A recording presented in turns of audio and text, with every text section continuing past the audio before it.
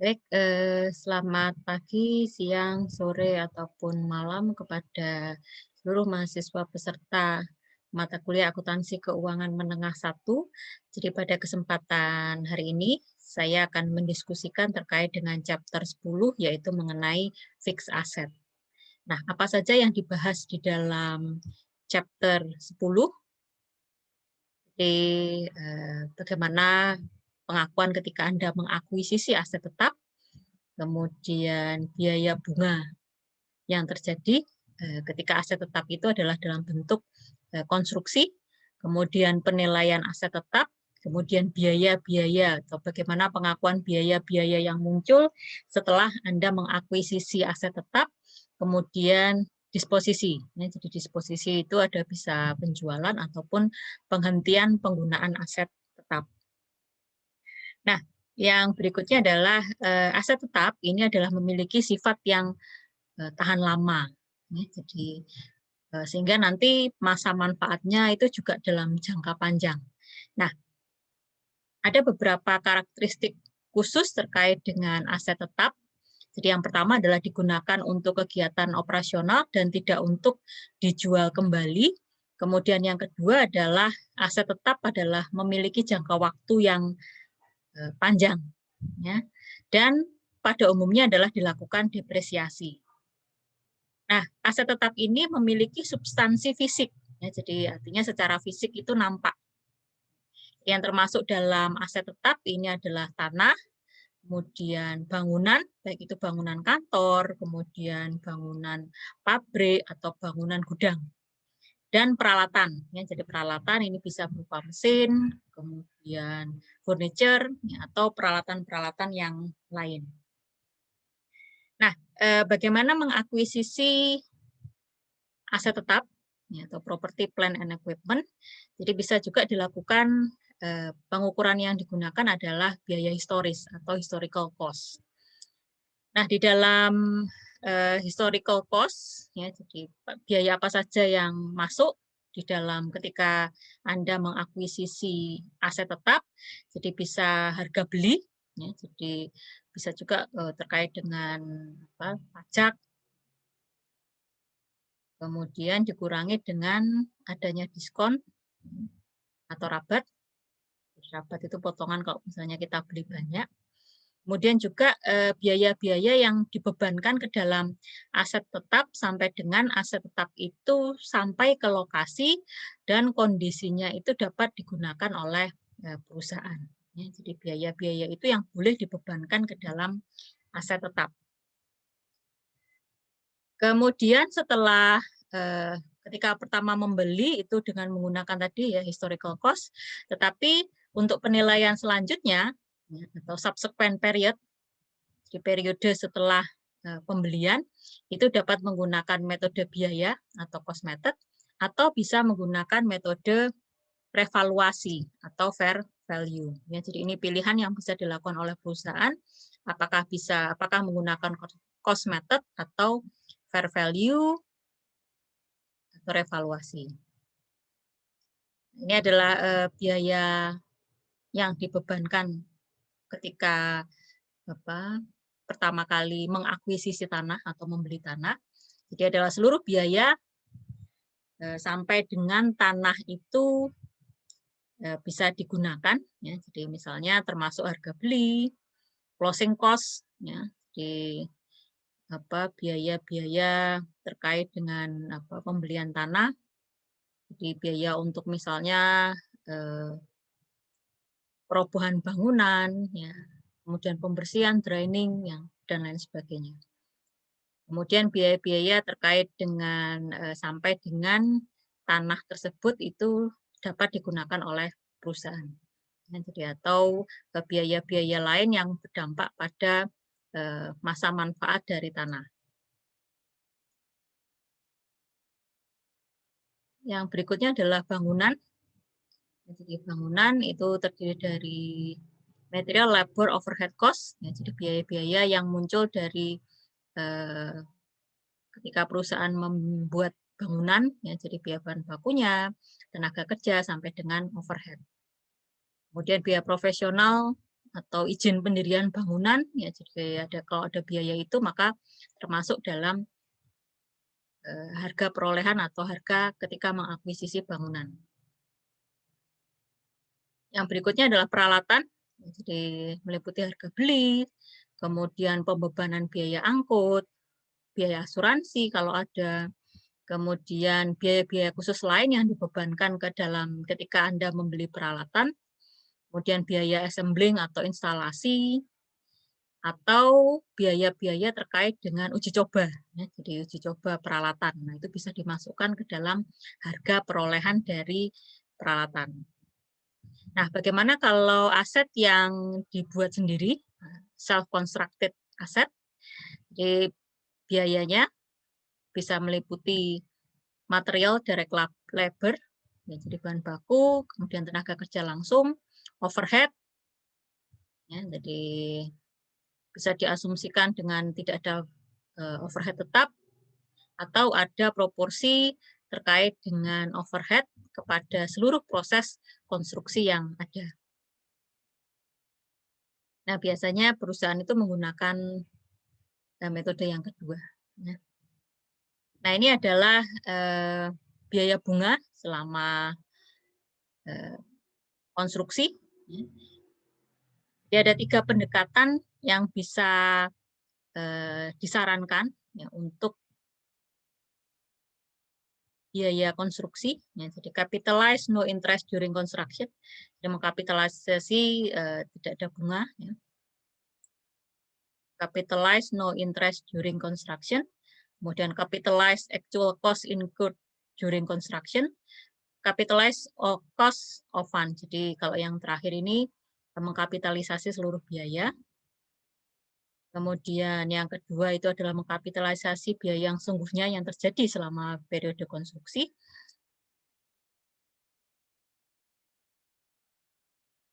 Nah, IFRS mempersyaratkan mengkapitalisasi bunga yang sesungguhnya ya, dengan beberapa modifikasi, karena hal ini adalah konsisten dengan historical cost. Kemudian ketika mengkapitalisasi itu harus mempertimbangkan 3 item. Yang pertama adalah kualifikasi dari aset, periode kapitalisasi, dan berapa jumlah yang harus dikapitalisasi. Apa yang dimaksud dengan qualifying asset atau kualifikasi aset?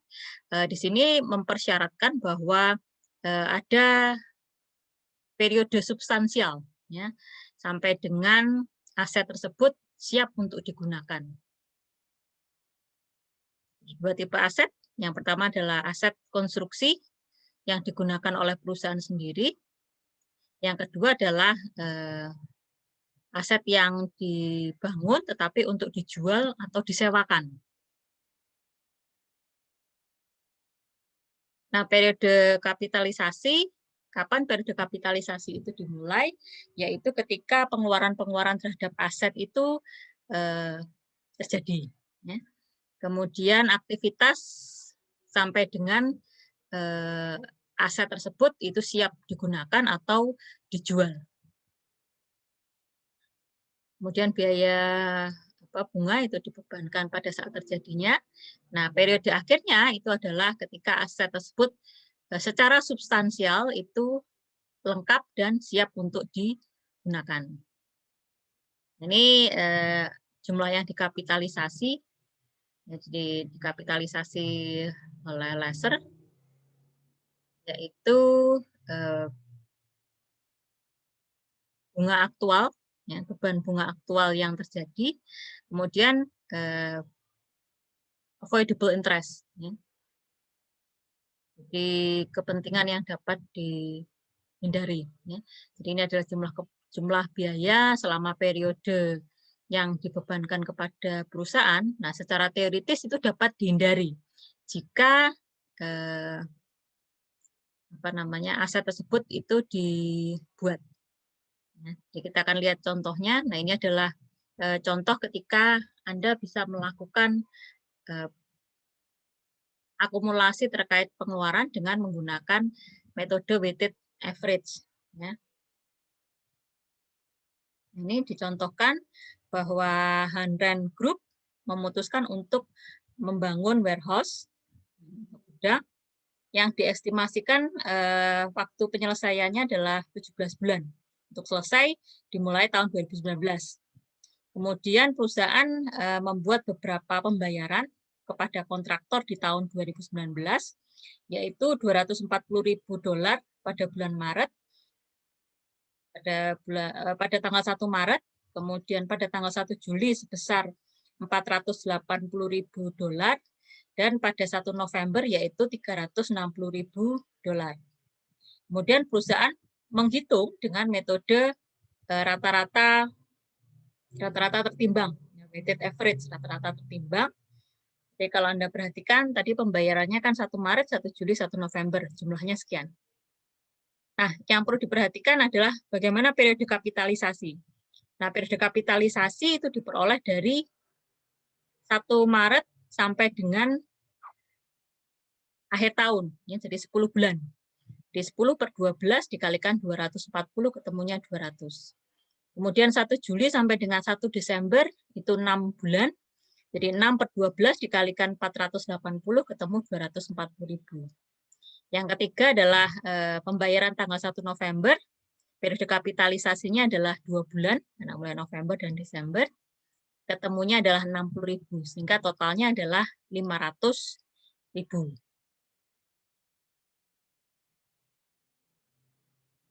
Nah, ini adalah interest rate tadi ya, di tingkat bunga. Di contoh, bagaimana Anda menghitung tingkat kapitalisasi, itu dilihat dari besarnya hutang yang dimiliki. Jadi misal hutangnya ada 3, $600.000, 12% 2 tahun. Kemudian yang di atas tadi 2-year note itu yang vessel bayar. Kemudian obligasi itu sebesar 2 juta pokoknya, bunganya 9%, periodenya 10 tahun. Kemudian ada juga obligasi 20 tahun, bunganya 75%. Anda tinggal menghitung berapa besarnya bunga.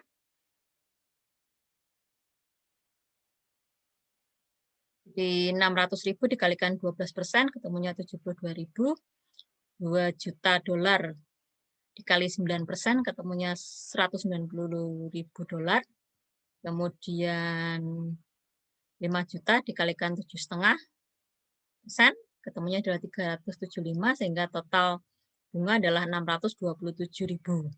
Sehingga tingkat kapitalisasi adalah total bunga dibagi dengan total prinsipal, jadi sebesar 8,25%. Ini adalah tingkat kapitalisasi.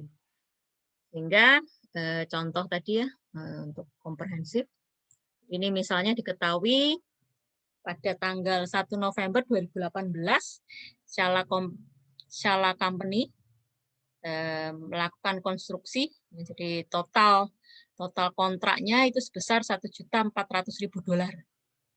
dan tanah itu sebesar 100.000. Ya. Kemudian pembayarannya adalah 1 Januari, 1 Maret, 1 Mei, sampai dengan 31 Desember, sehingga total adalah $1.500.000. Kemudian diinformasikan juga waiver construction itu melengkapi bangunan ya per 31 Desember.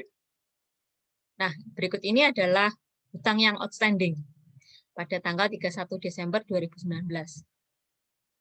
Di hutang konstruksi khusus sebesar 750.000, 15% dengan periode waktu 3 tahun.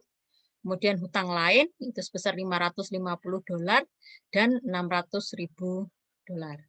Anda diminta untuk menghitung akumulasi rata-rata tertimbang dari pengeluaran untuk tahun 2019. Nah, caranya seperti ini, ya sama seperti tadi ya. Ditentukan dulu berapa besarnya biaya. 210 dikalikan dengan 12 per 12, karena mulai 1 Januari sampai dengan 31 Desember, berarti 12 per 12, ketemunya 210.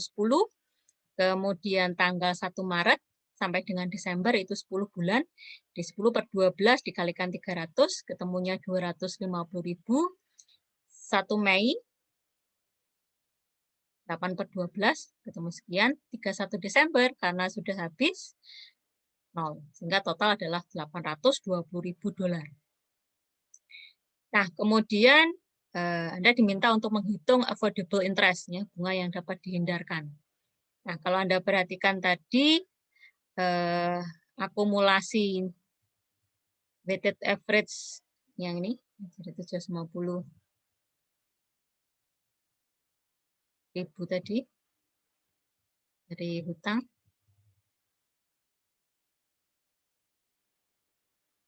dikalikan dengan 15%, ketemunya 112.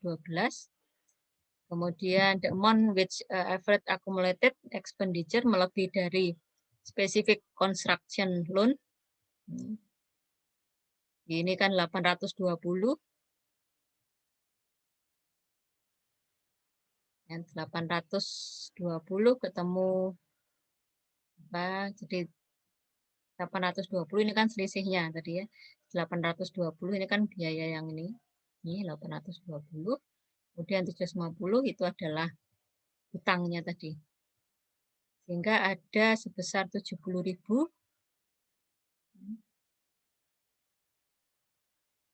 Ya, jadi weighted average accumulated itu melebihi dari pinjaman konstruksi khusus.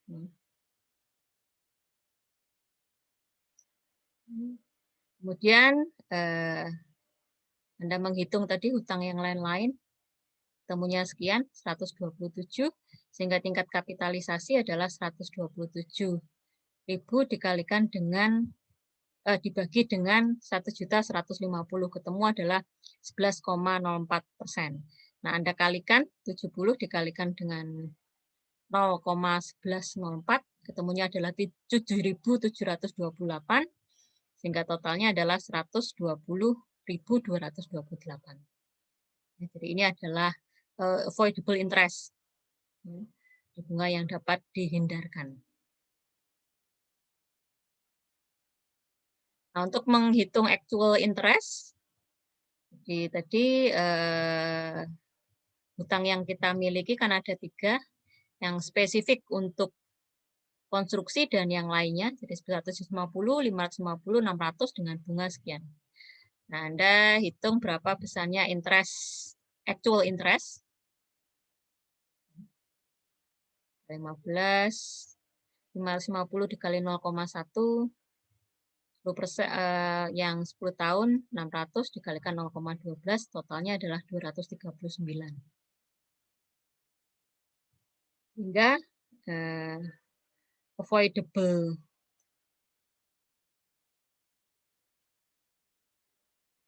interest-nya 120 dan actual interest-nya adalah 239, sehingga yang harus dikapitalisasi adalah sebesar 120.228 dolar. Nah, ini adalah jurnal, ya. Jadi tanah, kemudian bangunan 100, 120.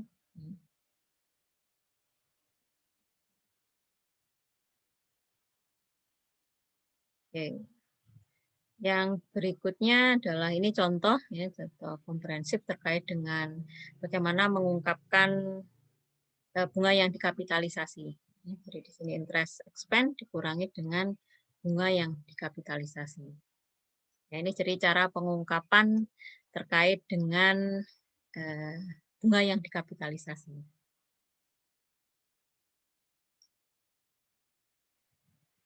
Nah, perusahaan itu harus mencatat aset tetap itu pada nilai wajar.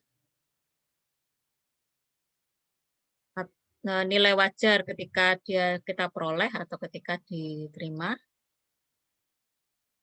Nah, ini adalah penilaian dari aset tetap.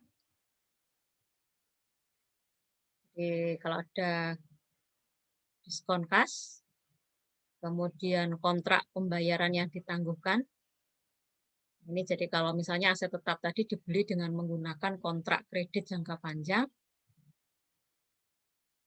yang dinilai nanti berdasarkan present value atau nilai saat ini dari kontrak, ya, kontrak aset tetap. Kemudian bisa juga pembeliannya secara lamsam, ya, sehingga kalau secara lamsam itu harus dialokasikan kepada masing-masing aset tetap yang dimiliki berdasarkan nilai pasar wajar dari aset tetap.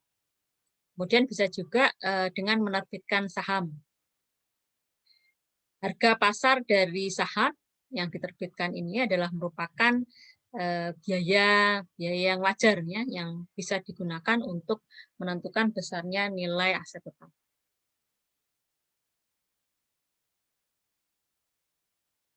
Nah, yang berikutnya adalah pertukaran aset non moneter.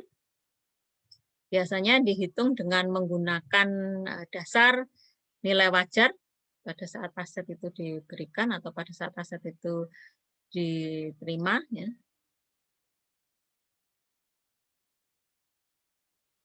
Nah, ketika melakukan pertukaran aset yang perlu diperhatikan apakah pertukaran tersebut memiliki substansi komersial. Ya. Nah, ada dua tipe. Jadi kalau misalnya pertukaran itu memiliki substansi komersial, maka boleh diakui adanya keuntungan ataupun kerugian segera. Tetapi kalau bukan atau tidak ada substansi komersial, maka boleh menunda, ya, boleh menunda keuntungan ataupun kerugian pertukaran. Kita lihat contohnya. Di contohnya PA itu melakukan pertukaran mesin dengan model baru. Pertukaran ini memiliki substansi komersial. Mesin tersebut memiliki nilai buku 8.000 euro, yaitu dari 12.000 dikurangi dengan akumulasi depresiasi 4.000, sehingga nilai bukunya adalah 8.000. Nilai wajarnya 6.000. Kemudian, jadi nilai wajar aset lama, ya. Nah, untuk model yang baru itu harganya 16.000. Nah, kemudian Jared memberikan informasi terkait dengan proses trade-in-nya, itu adalah sebesar 9.000 untuk mesin yang digunakan. Sehingga kita bisa menghitung berapa besarnya biaya dari mesin baru. Nah, jadi list price of new mesin baru tadi harganya sekian, dikurangi dengan trade-in, allowance cadangan terkait dengan mesin yang digunakan tadi dihargai 9.000, sehingga kas yang harus dibayarkan sebesar 7.000. Sedangkan nilai wajar dari mesin yang digunakan itu sebesar 6.000, sehingga harga dari mesin baru adalah sebesar 13.000. Sehingga jurnalnya adalah peralatan sebesar 13.000, kemudian akumulasi depresiasi peralatan 4.000, kerugian penghentian aset tetap sebesar 2.000, yaitu diperoleh dari nilai buku dari mesin yang digunakan 6.000, kemudian book value-nya adalah nilai wajar, ya, mohon maaf. Nilai wajar dari mesin yang digunakan 6.000, kemudian nilai bukunya 8.000, sehingga ada kerugian dari penghentian aset sebesar 2.000. Kreditnya adalah peralatan 12.000 dan kas 7.000. Ini tadi kalau memiliki kasusnya rugi, kemudian memiliki substansi komersial. Nah, kalau misalnya keuntungan, ya, jadi keuntungan dan memiliki substansi komersial, nah biasanya perusahaan itu selalu mencatat biaya pada aset non-moneter dengan aset non-moneter lain atas dasar nilai wajar dan mengakui dengan segera jika ada keuntungan. Ini kita lihat kondisinya kalau misalnya keuntungan dan memiliki substansi komersial. Di Interstate Transportation Company itu menukarkan sejumlah truk yang digunakan dengan semi truk. nilai bukunya 42, diperoleh dari harganya 64 dikurangi dengan akumulasi depresiasi 22.000. Kemudian truknya memiliki nilai wajar 49.000. Kemudian perusahaan juga harus membayar sebesar $11.000. Ya, sehingga fair value dari truk yang dipertukarkan adalah 49 tadi, dan yang dibayarkan 11, sehingga biaya dari semi truk itu adalah sebesar 60.000. Jadi jurnalnya adalah truknya 60.000, kemudian akumulasi depresiasi truknya tadi 22, kemudian truk yang lama sebesar 64.000, keuntungan dari penghentian truk itu sebesar 7.000 dan kreditnya adalah kas. Nah ini 7.000 diperoleh dari mana?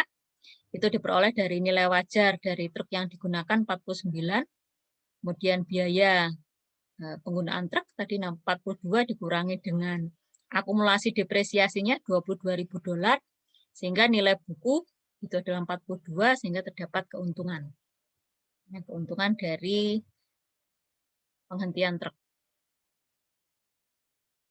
Nah, bagaimana kalau kondisinya adalah tidak ada substansi komersial? Nah, jadi kita masih menggunakan hal yang sama, ada keuntungan 7.000, dan ini nanti mengurangi dari harga truk baru yang dipertukarkan. Ya, jadi ini. Fair value dari semi truk tadi sekian, dikurangi dengan keuntungan, nah ini adalah harga semi truknya.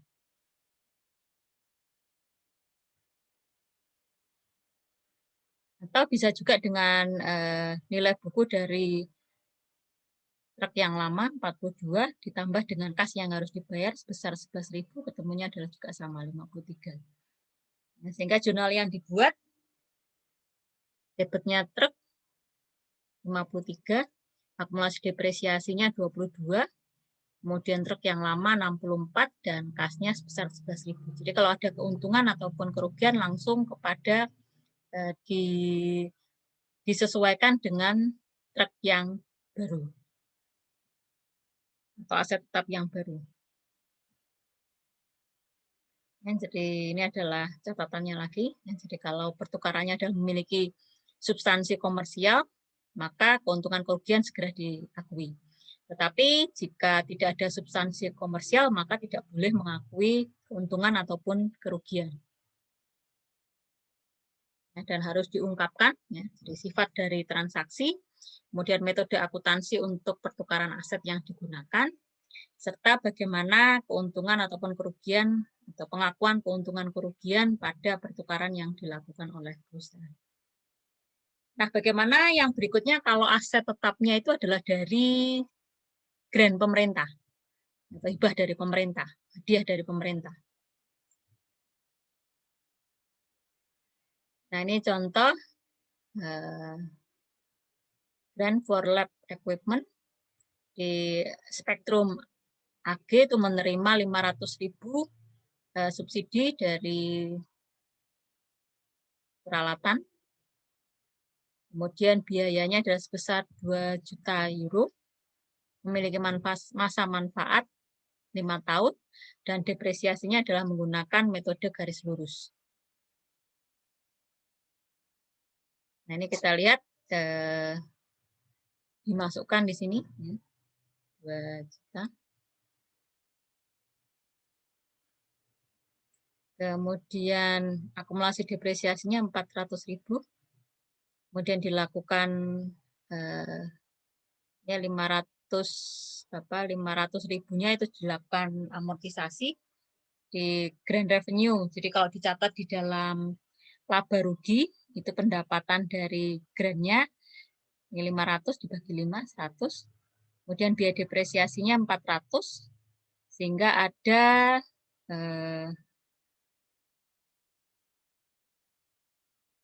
kerugian ya, sebesar 300.000.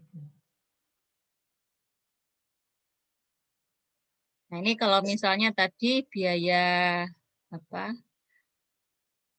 pendapatan yang ditangguhkan itu dikurangi langsung dengan dapat grandnya, jadi langsung diakui sebesar 1.500, kemudian akumulasi depresiasinya sekian. Jadi ada dua cara untuk mencatat, jadi dikreditkan ke pendapatan atau langsung dikreditkan ke peralatan yang bersangkutan. Jadi kalau dikreditkan ke pendapatan, maka langsung dimasukkan di dalam laporan laba rugi.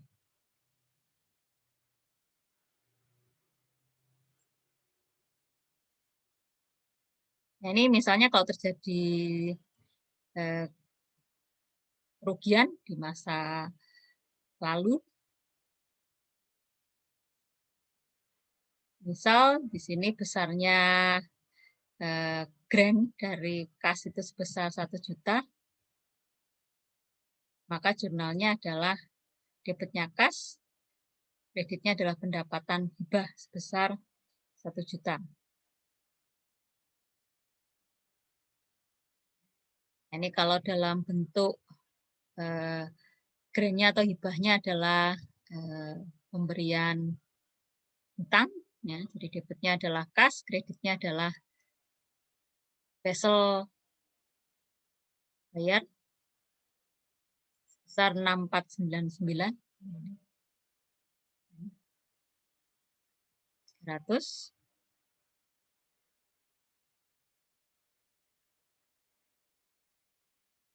Nah, kalau menggunakan pendekatan pendapatan, maka perusahaan dapat mencatat besarnya pendapatan hibah yang ditangguhkan itu diperoleh dari keseluruhan, ya total tadi 10 juta dikurangi dengan 6.499.300. Debitnya kas, kreditnya adalah pendapatan hibah yang ditangguhkan sebesar 3.500.700.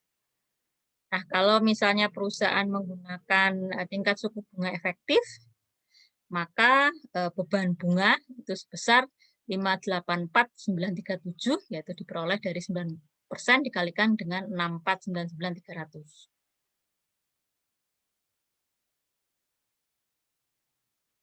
Nah, yang berikutnya adalah biaya-biaya yang muncul setelah akuisisi.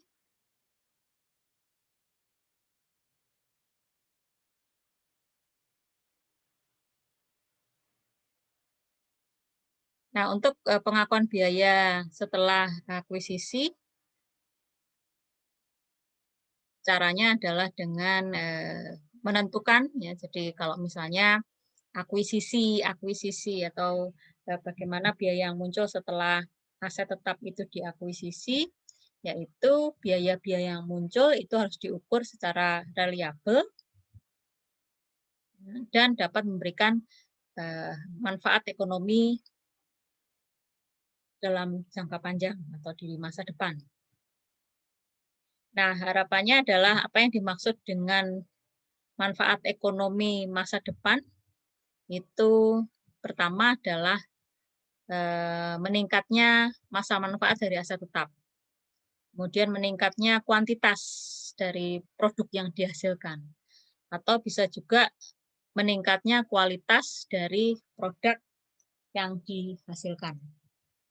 Ini adalah beberapa tipe pengeluaran dari aset tetap, ya. Jadi biaya-biaya setelah aset tetap itu diakuisisi dapat berupa addition, penambahan, improvement atau replacement,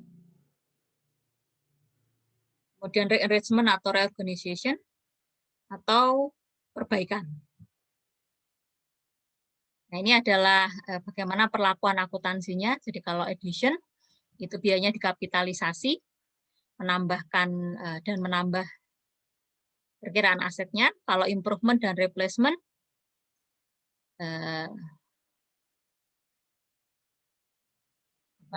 untuk improvement dan replacement itu diakui atau bukan menggantikan biaya ataupun mengakumulasi depresiasi pada aset yang lama, kemudian mengakui kalau terjadi ada keuntungan ataupun kerugian. Kalau rearrangement atau reorganization itu dianggap sebagai expense atau pengeluaran. Nah, kalau perbaikan Itu kalau ordinary atau perbaikan biasa itu dianggap sebagai biaya, tapi kalau besar atau major itu bisa dimasukkan sebagai nilai dari aset tetap.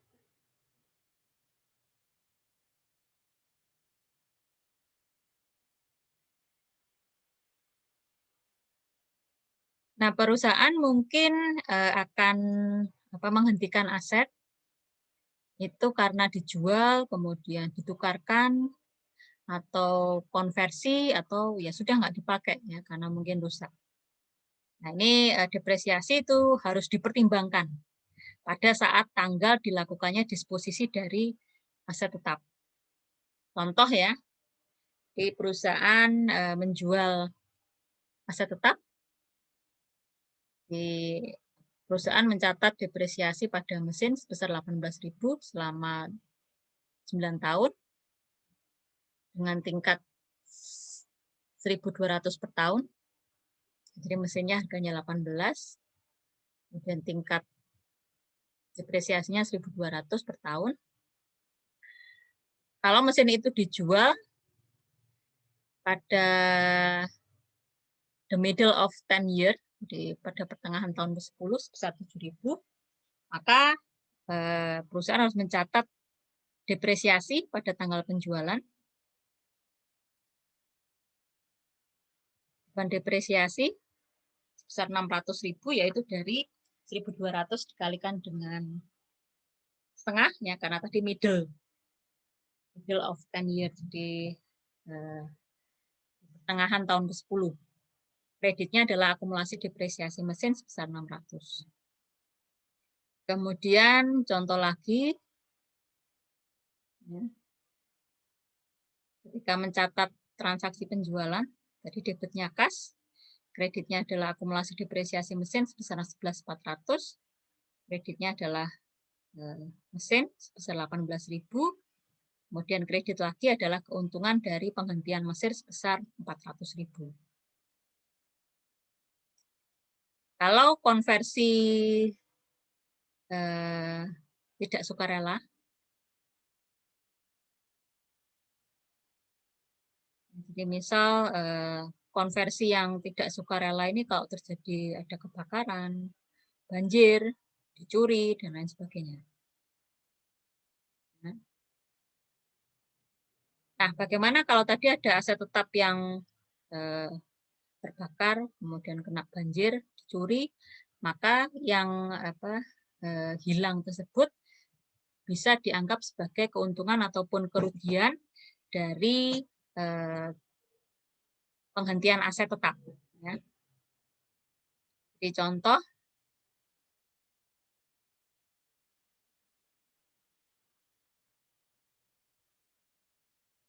jadi Kamel receive 500.000 dan lebih dari book value dari tanah sebesar 150. Finalnya adalah debitnya kas, jadi akan menerima kas.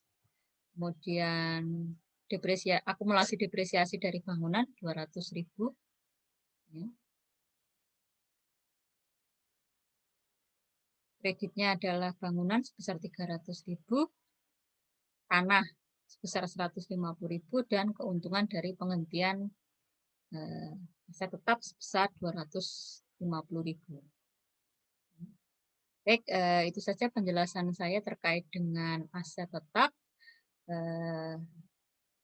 Terima kasih atas perhatian Anda.